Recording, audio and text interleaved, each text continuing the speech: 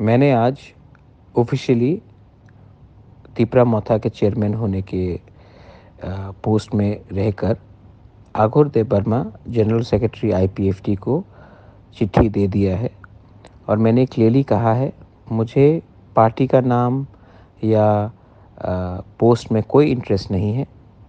तिपरासा लोग आईपीएफटी और तिपरा मोथा को अगर एक पार्टी बनकर एक सिंबल में फाइट करेंगे, नाम जो भी हो हमको कोई चिंता नहीं है।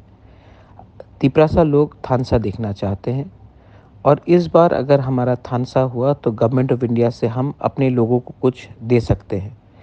अगर हम लोग एक नहीं हुए तो हमें कुछ नहीं मिलेगा।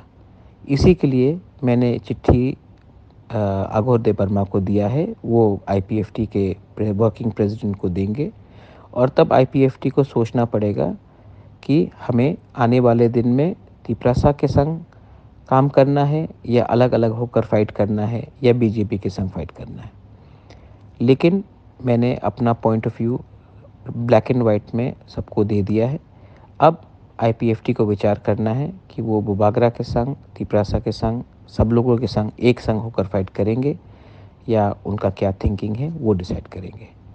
मैं वही चाहता हूँ जिससे हमारे लोगों को फ़ायदा हो, हमारे तिपरासा लोगों को, हमारे दोफा को कुछ मिले।